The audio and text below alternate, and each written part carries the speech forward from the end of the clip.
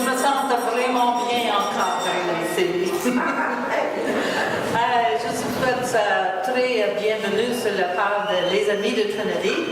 Nous sommes un comité qui a travaillé depuis plusieurs années, depuis 2004, pour assurer la restauration de cette site merveilleuse. Vous ne trouvez pas que c'est merveilleux?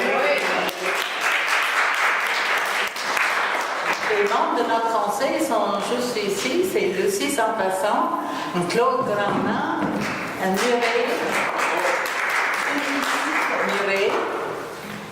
Murray Mollard qui va revenir. Ce soir, j'aimerais souhaiter bienvenue à notre maire, Alain Leclerc. Merci. Oui, et à Dominique Richer, où elle est partie ici. Dominique, c'est le régisseur du service de loisirs à Saint-Jean, service de loisirs et culture. Hein? Mais aussi, elle a été un instigateur important dans ce projet aussi, et elle est le guide de notre processus pour les expositions d'art aussi. Comme ça, on doit beaucoup d'appréciation et loyauté.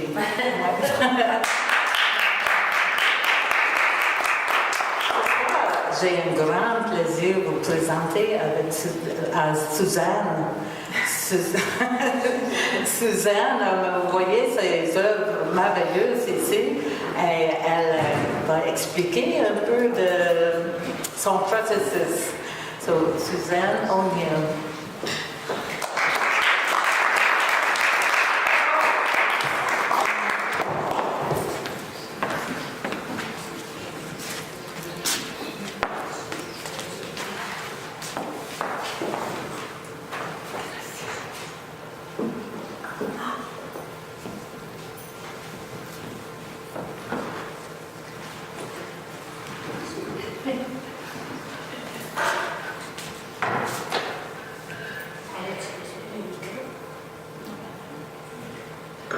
Madame, Monsieur, visiteuses, visiteux, amis, virtuels, présentes puis présents, voici venu le moment.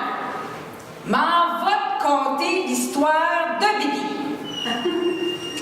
On va régler ça tout de suite. Bibi est pas vite. En partant, a tardé à arriver.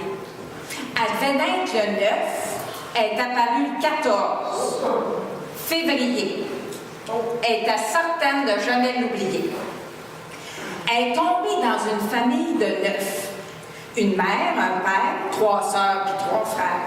Elle était la dernière. Puis ses 2 grands-pères étaient veufs. Bibi est née à Québec, à l'Enfant Jésus. Puis son père était là pour y souhaiter la bienvenue. En 1962, c'était pas fréquent. C'était même inexistant. Puis sa mère, à Bibi, accouchait naturellement, sans épidural.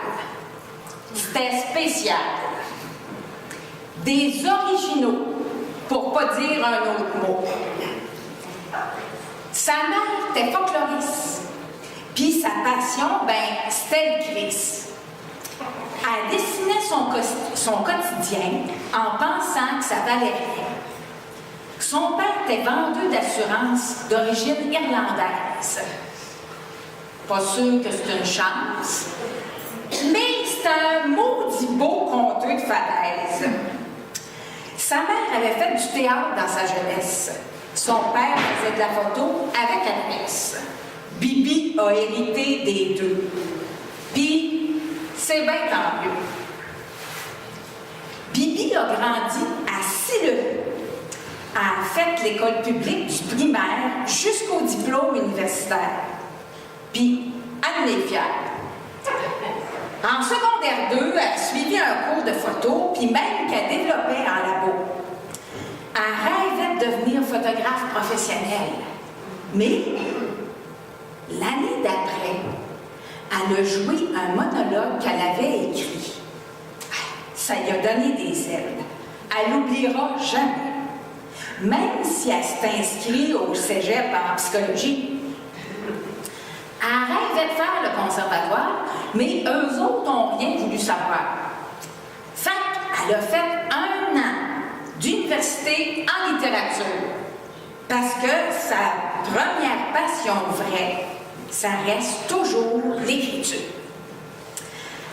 L'année d'après, elle a fait sa mineure en art dramatique. Ça fait chic. Comme le conservatoire, pour la 2e fois, voulait rien savoir, elle a pris ses claques et ses clics, puis elle a sacré son camp à Montréal en laissant derrière l'Université Laval. Elle a bien essayé de rentrer au Conservatoire de Montréal ou bedon à l'École nationale, mais ça n'a pas plus marché. Comme si c'était pas assez, l'UQAM l'a refusé. Puis elle pétait des scores à Laval. Il a fallu qu'elle rabatte. Elle est rentrée juste au 2e tour. Mais cette école-là, elle était faite pour. C'est grâce à une éducation pratique puis globale, contrairement à Laval, que plus tard, elle s'est ouverte au visuel des arts. Bon, c'est pas trop tôt, madame, monsieur, que tu te dis. Il commence à faire chaud, puis j'ai les pieds engourdis. On arrive enfin au cœur du sujet, la démarche de Bibi. Ben, madame, monsieur, m'en va t'apprendre que tu te trompais. Parce qu'ici, on va faire un petit arrêt. Faut bien nourrir ta panse puis maintenir un peu de suspense. M'en va revenir dans quelques instants. Je te demande d'être patiente puis patient. Petite pause.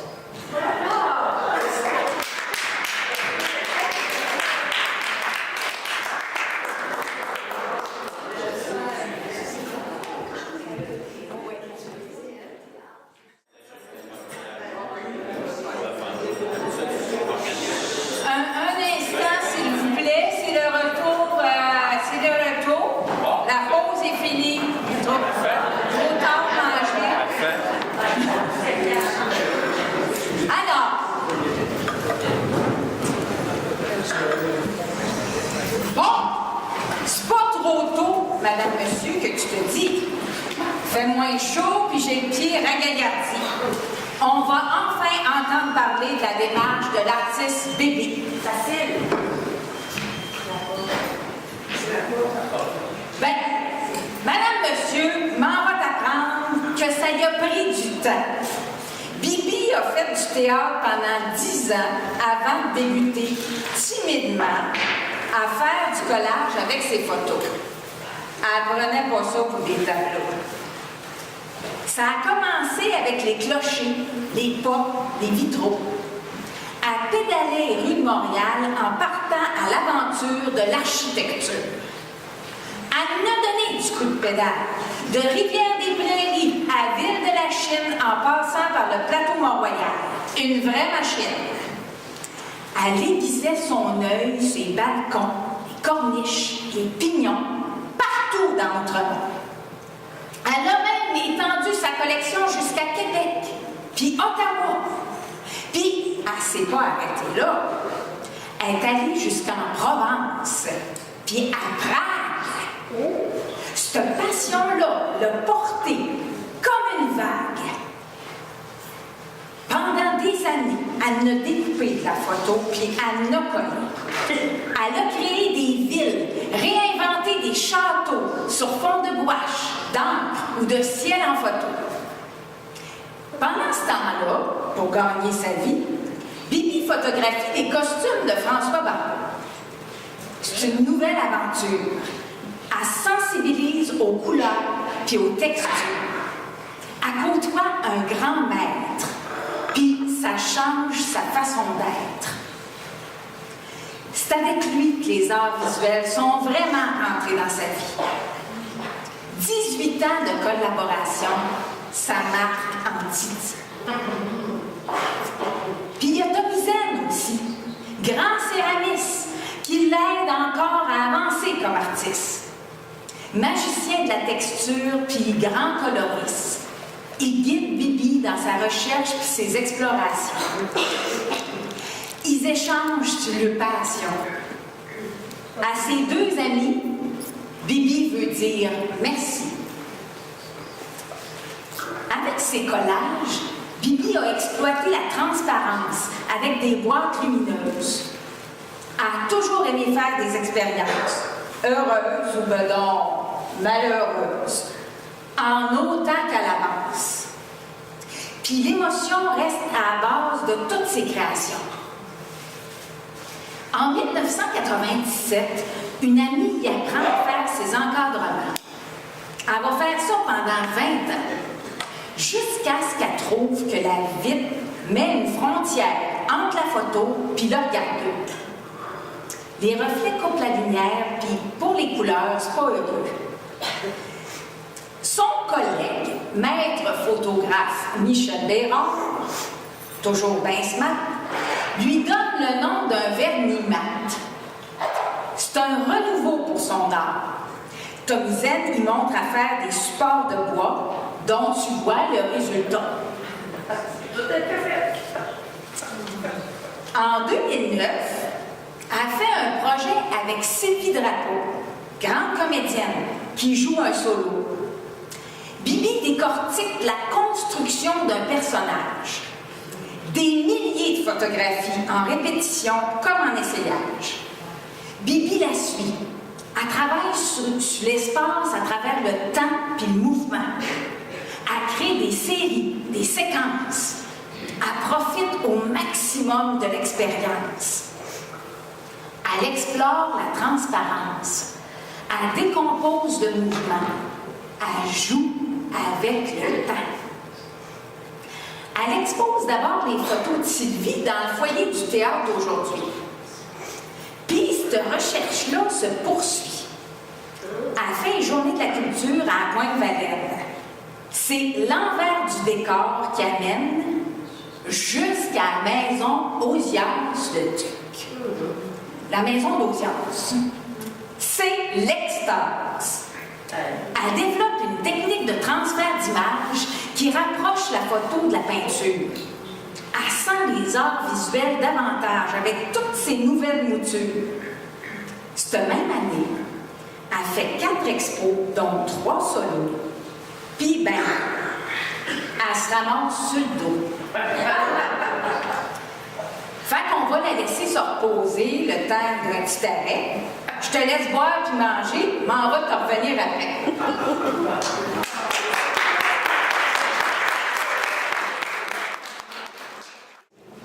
Bon. OK. Donc, dans la même année, elle fait 4 expositions, dont 3 solos, puis elle se ramasse sur le dos. Ça fait déjà 3 ans qu'elle participe à Feu dans l'art. Mais là, Anne a mort. Bibi revient à l'écriture, puis elle crée des lectures dans son salon avec Louise Saint-Pierre. Et moi. Et elle.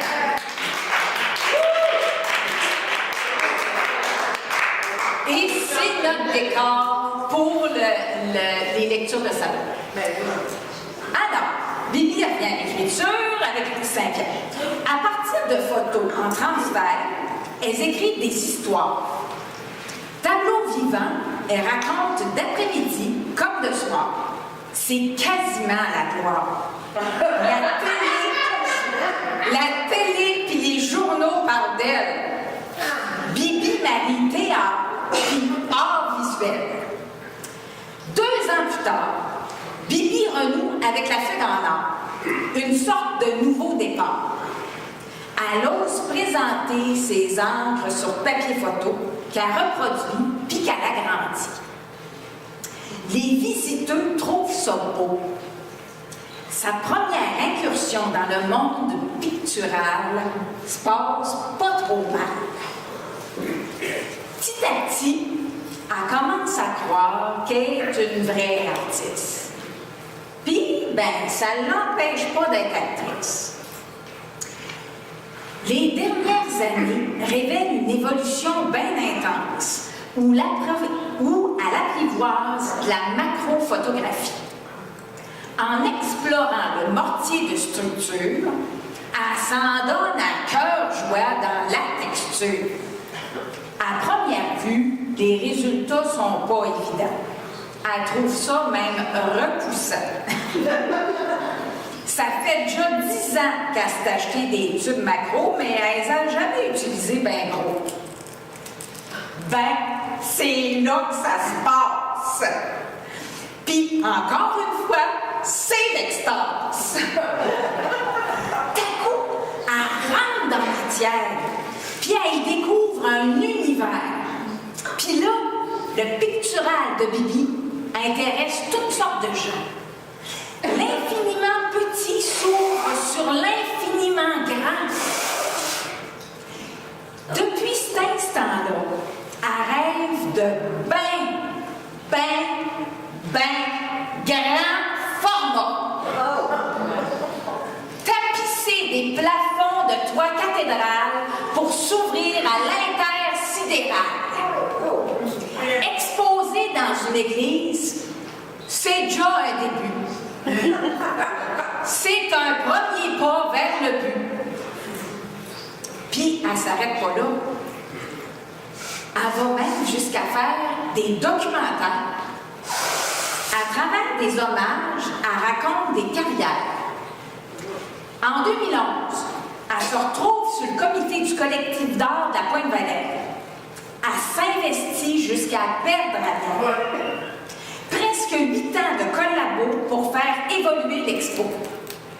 Bibi y a présenté 6 installations puis 5 performances. Elle y côtoie des maîtres. Rouleau, Varin, Malo. Elle renforce sa raison d'être.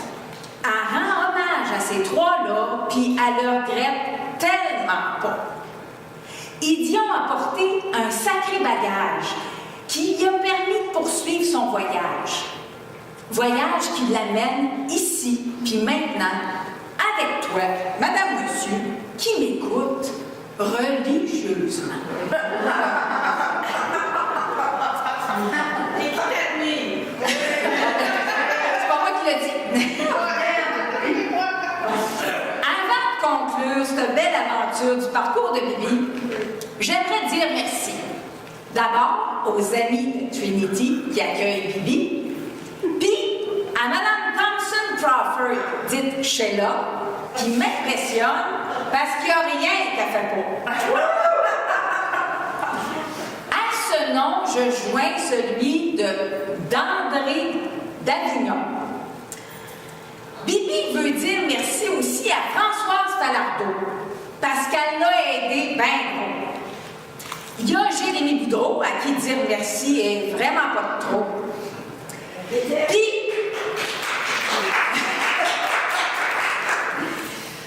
elle ne peut pas passer sous silence toute la générosité et le support de ses frères et ses sœurs. C'est d'une bien grande importance, puis ça apporte bien du bonheur. Merci Lucie, merci Marie d'être ici.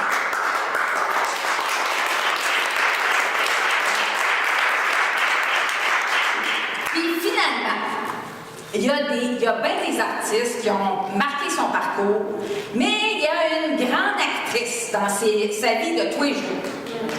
Celle-là même qui l'a menée sur le chemin des encres, avec qui elle s'ancre. Celle-là qui a fait du triptyque que tu vois là, un duo dont elle se lasse pas. Celle-là qui marque ses plus grandes évolutions, qui est présente au quotidien, qui pose les bonnes questions, qui a soutient quand ça va mal, comme quand ça va bien. Celle-là qui a servi de révélateur, qui a guide à travers ses peurs, la plus grande amour de sa vie, c'est Louise Saint-Pierre à qui elle dit merci.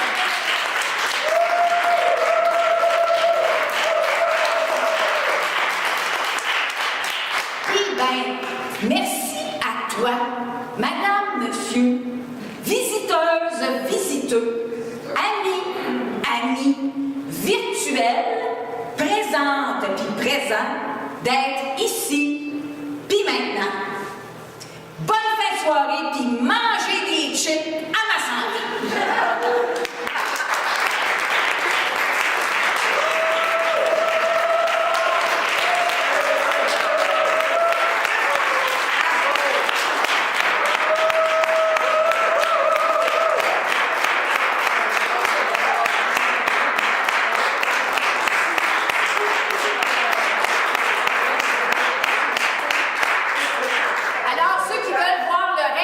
exposition dans le presbytère, ben, on va s'acheminer C'est ça. vers